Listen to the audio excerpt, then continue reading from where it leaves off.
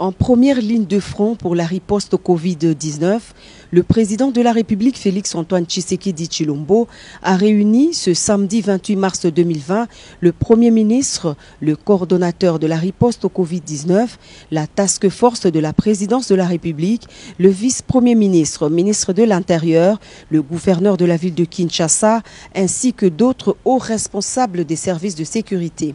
Le chef de l'État a donné des orientations claires et précises pour une meilleure coordination de l'action de lutte contre la pandémie.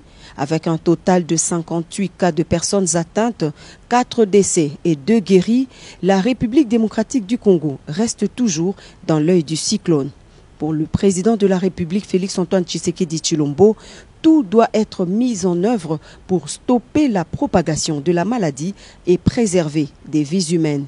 La réunion a également encouragé l'application des mesures communautaires telles que le lavage des mains et la distanciation sociale. Personne ne peut savoir ce que l'avenir nous réserve. Ce qu'on sait par contre, c'est qu'on sait que l'épidémie n'a pas encore donné une courbe que nous pouvons modéliser et dire voilà comment ça va évoluer chez nous.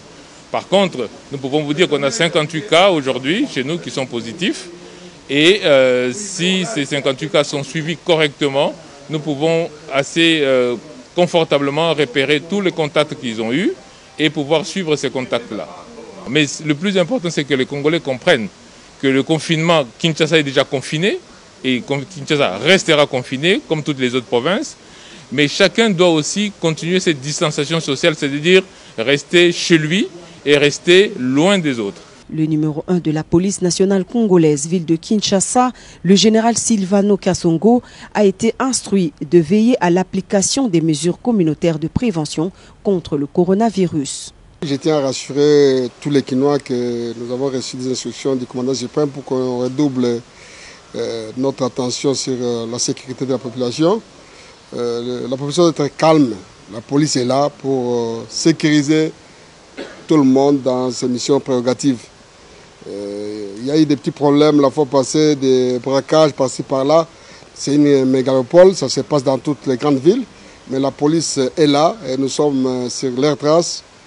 Ces bandits seront mis en déroute d'ici là. Je crois que la maladie, elle est là, elle est réelle.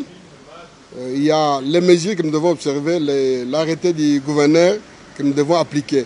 En ce qui concerne la distanciation, en ce qui concerne le nombre de personnes à transporter dans les véhicules, la police sera sur terrain pour contraindre toute personne qui ira en dehors de ces instructions, en dehors de l'arrêté. Il y a des amendes qu'il faudrait payer et à part les amendes, il y aura des arrestations.